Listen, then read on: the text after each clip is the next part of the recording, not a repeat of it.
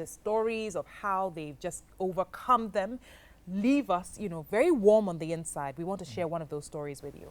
Today's story is about Mohammed. Mohammed was born in the northern part of Ghana. Although his parents were both illiterate, Mohammed was so determined to get an education.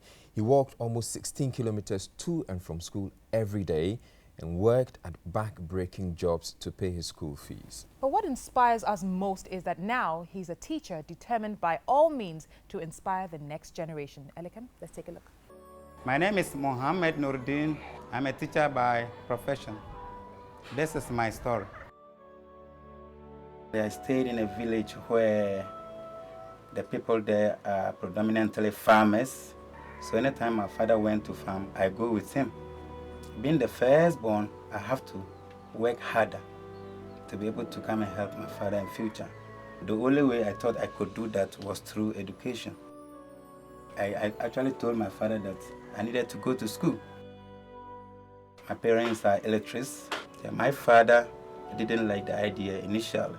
I tried to explain to him the importance of education. I tried to cite few people in the community who have excelled through education. My uncle, he became an auditor.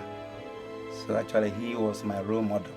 And finally he agreed and he took me to school. Actually I was a little bit older than some of them. So they were teasing me, they were mocking at me that I was overgrown, but I didn't mind. So I schooled until I got to Form 1.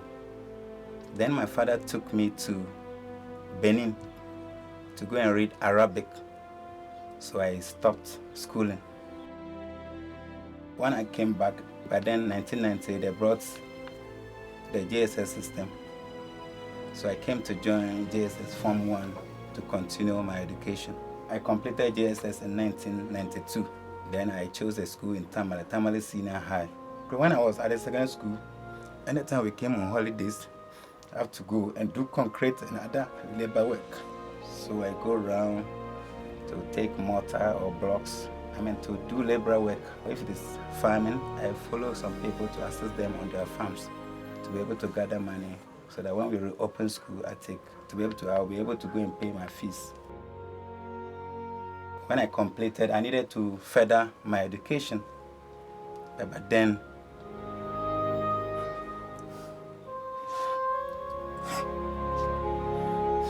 my father was very poor, so he couldn't cater for me. I have to come to Accra and hustle. Hey.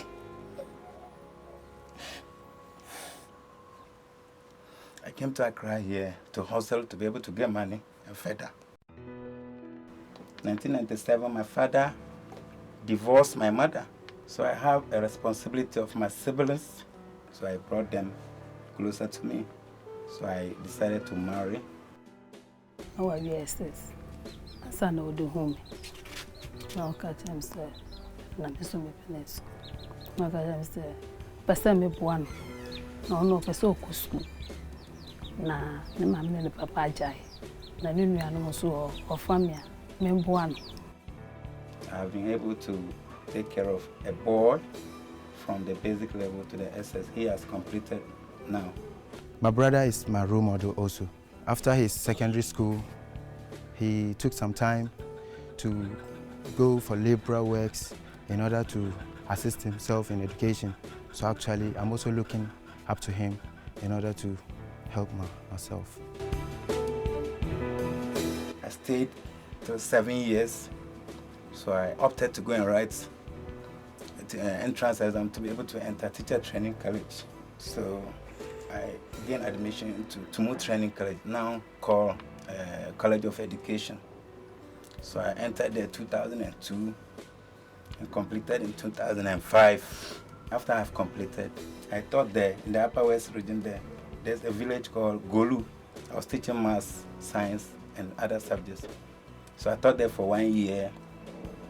Then I went to seek for a release to be able to come back to my family. So I took my things and then came back to Accra.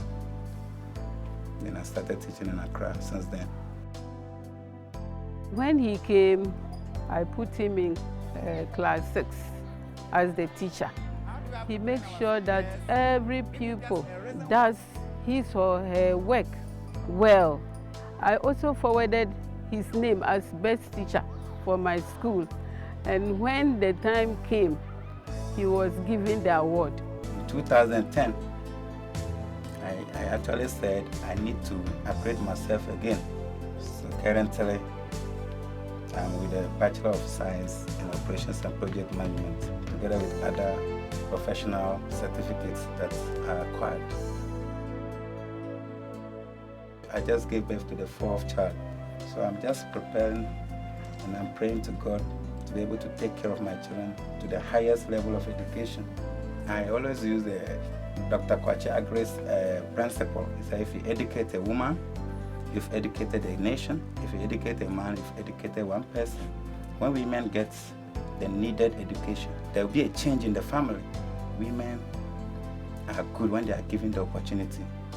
Comparatively, they are far better than men in terms of spreading education and then living a very quality life. If I look at the background, my background, where I came from, how I started my schooling, so I feel like I need to make an impact. I need to also help students or people who are ready to learn to also come up educationally.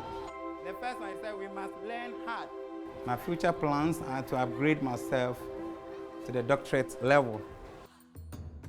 Here are my key success: perseverance, hard working, honesty, and God-fearing.